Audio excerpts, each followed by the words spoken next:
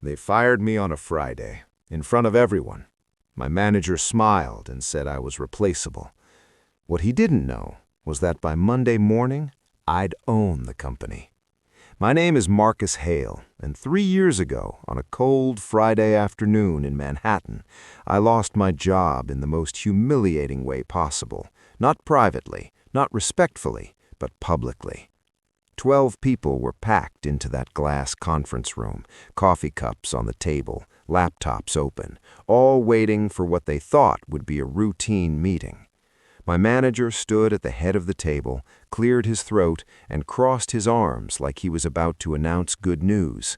Instead, he looked straight at me and said, "Marcus, your performance hasn't met expectations. We're letting you go effective immediately." Just like that. No warning, no conversation beforehand. Every eye in the room landed on me. Some looked uncomfortable, some relieved it wasn't them. A few didn't even bother hiding their smirks. He slid a thin folder across the table. HR already prepared your exit paperwork. Inside was everything that proved how disposable I was to them. 2-week severance, a return badge, a return laptop, and a single line to sign. 5 years of late nights, 5 years of skipped holidays, 5 years of building systems half the team didn't even understand, reduced to a signature line. Then he added the sentence that burned into my memory.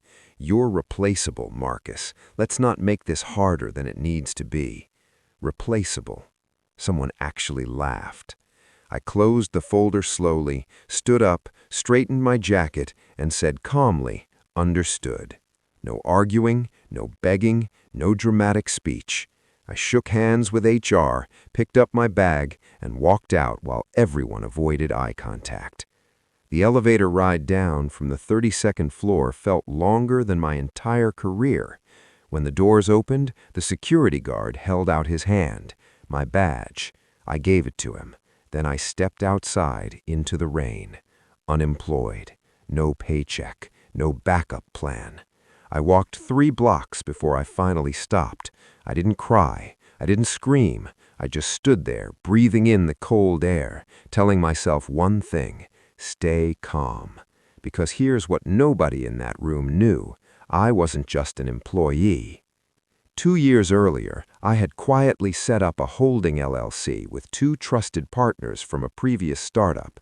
Through this company, we had secretly invested in the same corporation I was now working for. Nobody knew. Not the manager, not HR, not the board. We had purchased minority shares, small on paper, invisible in meetings, but carefully structured so that if the right moment came, we could gain controlling interest. I had done this silently, while everyone else focused on office politics, promotions, and titles. While they celebrated small wins, I studied cash flow statements, vendor agreements, and shareholder rights. While they practiced speeches in the mirror, I learned how voting shares actually worked. And I did it quietly because I understood a simple truth. Titles don't give power, ownership does. So, on that humiliating Friday, when I left the building with a cardboard box full of personal items and an empty sense of security, I didn't panic, I didn't curse, I didn't plot revenge in anger. I went to a small coffee shop near Bryant Park, opened my laptop, and called my partners. I calmly explained what had happened. After a pause, one of them laughed. "They really don't know, do they?" I said no, and they didn't. That weekend, we reviewed the numbers, financial statements, cash flow, pending lawsuits, and internal vulnerabilities. It was clear. The company was weaker than it looked. The board was desperate for stability, and that weakness was our opportunity. By Sunday night, our plan was in place. We scheduled an emergency board meeting for Monday morning. I didn't need to dress for intimidation. I dressed for authority. The next morning, I walked back into the same office I had been escorted out of just 2 days before. The lobby was buzzing. Employees whispered and pointed, many recognizing me, some confused. The security guard hesitated, then smiled politely as I entered. I didn't need a badge. My ownership gave me access. The board meeting started at 9 a.m. I entered quietly, taking a seat at the far end of the table. Conversations died. My former manager froze mid-sentence. "Marcus?" he asked, disbelief in his voice. What are you doing here?" I didn't answer. I didn't need to. The chairman cleared his throat. "Good, everyone's here. For those who haven't met him properly, this is Marcus Hale." My manager started to protest, but the chairman cut him off. "Marcus represents Hale Group Holdings. As of this morning, they have acquired controlling interest in this corporation." Silence. You could hear a pen drop somewhere in the back of the room. My former manager's face drained of color. You were fired." I met his eyes. "Yes, on Friday," I said, calmly. "Today, I am the majority shareholder. I will oversee operational restructuring, effective immediately." No smirk, no gloating, just authority. The same people who laughed at me just 3 days ago couldn't even look at me now.